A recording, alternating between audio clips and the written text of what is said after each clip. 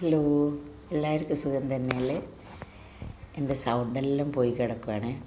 എന്നാലും എനിക്ക് വീഡിയോ ചെയ്യണം തോന്നി, ഈ ഒരു കാര്യം പറയണം തോന്നി. അതുകൊണ്ടാണ് വന്നത്. ഇത് ഞങ്ങൾ നിൽക്കുന്നതിൻ്റെ ചെറിയൊരു ദൂരത്തിലുള്ള അമ്പലമാണ്. 2 അമ്പലമുണ്ട്. ഇത് ശിവൻ്റെ അമ്പലമാണ്. ഇതിൻ്റെ നേരെ ഓപ്പോസിറ്റ് അപ്പുറത്തൊരു ഹനുമാൻ്റെ അമ്പലമുണ്ട്. അപ്പോൾ ഇവിടെ ഞാൻ ആദ്യമായിട്ട് വരുന്നത്, ഒരു 2 വർഷം മുമ്പാണ് ആദ്യമായിട്ട് ഞാനിവിടെ വരുന്നത്.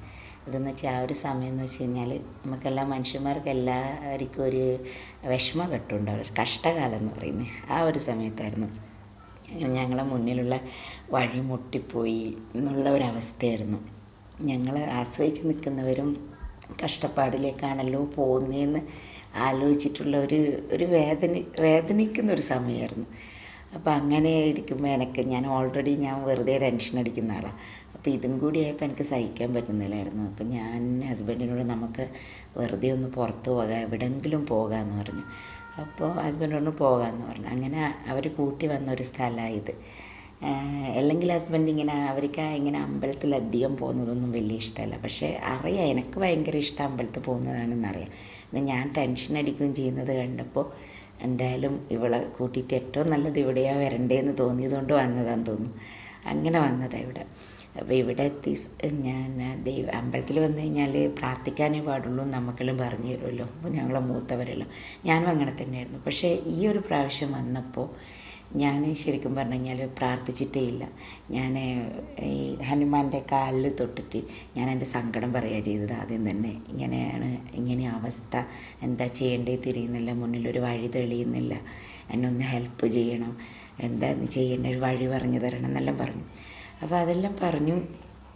ഞാൻ ഈ കാലിനെല്ലാം തൊട്ടിട്ടാണ് പറയുന്നത്. ഹനുമാൻ്റെ കാലിൻ്റെ ഭാഗത്ത് കൈവച്ചിട്ടാണ് പറയണത്. അപ്പോൾ ഇങ്ങനെ പറഞ്ഞുകൊണ്ട് നിന്ന് ഞാനത് പറഞ്ഞു കഴിഞ്ഞ് എൻ്റെ കണ്ണിൽ നിന്ന് വെള്ളം വരുന്നുണ്ട്. എനിക്ക് ഭയങ്കര സങ്കടമുണ്ട്. ഇങ്ങനെ നിൽക്കുമ്പോൾ പെട്ടെന്ന് ആ കണ്ണുകൾ എന്നോട് തിരിച്ചു പറഞ്ഞ പോലെ എനിക്ക് തോന്നി. നീ പറയുന്നതെല്ലാം ഞാൻ കേൾക്കുന്നുണ്ട് പ്രിയ. ഈ സെയിം ഡയലോഗായിരുന്നു കേട്ടോ. ആ കണ്ണുകൾ എന്നോട് തിരിച്ചു പറഞ്ഞ പോലെ എനിക്ക് ശരിക്കും ഫീൽ ചെയ്തതാണ്. നീ പറയുന്നതെല്ലാം ഞാൻ കേൾക്കുന്നുണ്ട് പ്രിയ, എൻ്റെ പേരെടുത്ത് വിളിച്ച് പറഞ്ഞ പോലെ എനിക്ക് തോന്നി. അപ്പോൾ അത് കഴിഞ്ഞ് അപ്പോൾ എനിക്കെന്തോ എൻ്റെ മനസ്സിൽ ഞാൻ പറഞ്ഞത് കേട്ടു എന്നിങ്ങനെ മനസ്സിൽ എനിക്കത് ഫീൽ ചെയ്തു. ശരിക്കും എന്നോട് തിരിച്ച് പറയുന്നത് പോലെ എനിക്ക് ശരിക്കും ഫീൽ ചെയ്തു. അപ്പോൾ ഞാൻ എന്ത് ചെയ്തു, അതെല്ലാം കഴിഞ്ഞു ഞാൻ തിരിച്ച് വരുമ്പോൾ ഈ അമ്പലത്തിൻ്റെ ഗേറ്റ് കഴിഞ്ഞ് അങ്ങോട്ടെത്തിയപ്പോൾ ഞാൻ വെറുതെ തിരിഞ്ഞൊന്ന് നോക്കി. എന്നിട്ട് ഞാൻ പറഞ്ഞു, എനിക്കറിയാം ഞാൻ ഈ പറഞ്ഞ കാര്യം 99% നടക്കൂല, അത് ഞങ്ങളെ കൈവിട്ട് പോയി എന്നറിയാം. പക്ഷേ ഇത് നടന്നാൽ ഞാനിവിടെ വന്ന് ഹനുമാൻ ചാലിസ പാടും എന്ന് പറഞ്ഞു. അങ്ങനെ അത് കഴിഞ്ഞു. ഞാൻ അവിടെ നിന്ന് പോയി ഒരു 1.5 മാസം കഴിഞ്ഞു. അപ്പം ഞങ്ങൾ വിചാരിച്ച കാര്യം നടക്കൂല, അത് ഏകദേശം കൈവിട്ട് പോയത്. നമ്മൾ വേറെ പ്രിപ്പറേഷനെല്ലാം തുടങ്ങിയായിരുന്നു, വേറെ പരിപാടികൾ ചെയ്യുന്ന, ഇനി എന്താ വഴി എന്നുള്ളത് തിരയാൻ തുടങ്ങി നമ്മൾ. അപ്പോൾ ഒരു 1.5 മാസം കഴിഞ്ഞപ്പോൾ ഞങ്ങൾ ഈ പ്രാർത്ഥിച്ച കാര്യം നടന്നു. അപ്പോൾ എനിക്ക് ഭയങ്കര സന്തോഷം തോന്നി. എല്ലാവരും പറഞ്ഞു, പിന്നെ അത് നിങ്ങൾ ചെയ്ത കർമ്മവും നിങ്ങൾ ചെയ്ത ഇതിൻ്റെയും തിരിച്ചു വന്നതാണ്, നിങ്ങൾ ശ്രമിച്ചിട്ട് അത് കിട്ടിയെന്നെല്ലാം പറയും. പക്ഷെ ഞാനിപ്പോഴും വിശ്വസിക്കുന്നു ഈ ഹനുമാനാണ് കേട്ടോ, അത് ഈ ഹനുമാൻ്റെ കണ്ണുകൾ എന്നോട് സംസാരിച്ച പോലെ എനിക്ക് തോന്നി. പക്ഷെ ഞാൻ ഇന്നും വിശ്വസിക്കുന്നുണ്ട് 90% കർമ്മങ്ങൾ ചെയ്തതിലും ആ ഒരു 10% ഞാൻ പറഞ്ഞ ആ ഒരു പ്രാർത്ഥന അത് കേട്ടിട്ടുണ്ട്. എൻ്റെ മനസ്സ് ഇപ്പോഴും ഞാൻ വിശ്വസിക്കുന്നുണ്ട് അത്. പക്ഷെ അതെല്ലാം കഴിഞ്ഞു.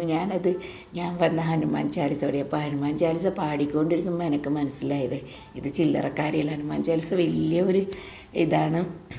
അത് പകുതി എത്തുമ്പോൾ തന്നെ എനിക്ക് തോന്നി ഇതെന്താ ഭഗവാനെ തീരാത്തേന്ന്.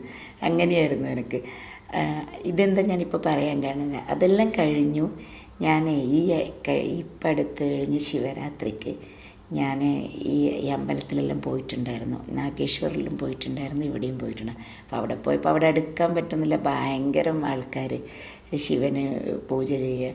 എന്നിട്ട് ഞാൻ ഇപ്പുറത്ത് വന്നപ്പോൾ ഞാനൊരു മാലയാക്കിയിട്ടുണ്ടായിരുന്നു.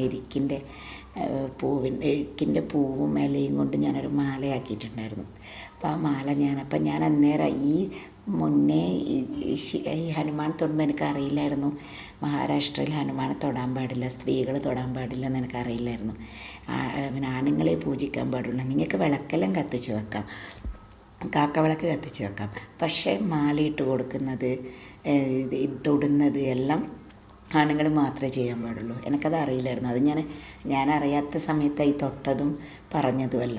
അപ്പോൾ അതൊക്കെ കഴിഞ്ഞും ഇപ്പോൾ ഈ ശിവരാത്രിക്ക് ഞാൻ ഈ മാല ഹസ്ബൻഡിനോട് ഇട്ട് കൊടുക്കാൻ പറഞ്ഞു, ഇട്ട് കൊടുത്തു. ഞാൻ ഹനുമാൻ ചാലീസ് പാടുമ്പോൾ എനിക്ക് സ്വതവേ ഹനുമാൻ ചാലീസ് പകുതി എത്തുമ്പം ഇതെന്താ തീരാത്തെന്നുള്ള ഫീലിങ്സാണ് വരട്ട്. പക്ഷേ ഇപ്രാവശ്യം എനിക്കിത് മതിയാവുന്നില്ലല്ലോ പാടിയിട്ട് എന്നാണ് തോന്നിയത്. പിന്നെ വല്ലാത്തൊരു എന്തോ ശക്തി എൻ്റെ ദേഹത്ത് വന്നടിക്കുന്നു എന്നാണ് എനിക്ക് തോന്നിയത്. അപ്പോൾ അതിൻ്റെ ഒരു മൂർധന്യാവസ്ഥയിലെത്തിയപ്പോൾ ഈ പെട്ടെന്ന് ഹസ്ബൻഡ് ഇട്ട് കൊടുത്ത മാല നിലത്ത് വീണു. പൊട്ടി വീണതല്ല, വീണുപോയി. ആ വിഗ്രഹത്തിൻ്റെ മുകളിൽ നിന്ന് താഴെ അതിൻ്റെ കാലിൻ്റെ താഴെ വന്ന് വീണു. അപ്പോൾ എനിക്ക് എൻ്റെ ചുറ്റിലെന്തോ വലയുണ്ട് തോന്നി. അതൊക്കെ പോയ പോലെ തോന്നി.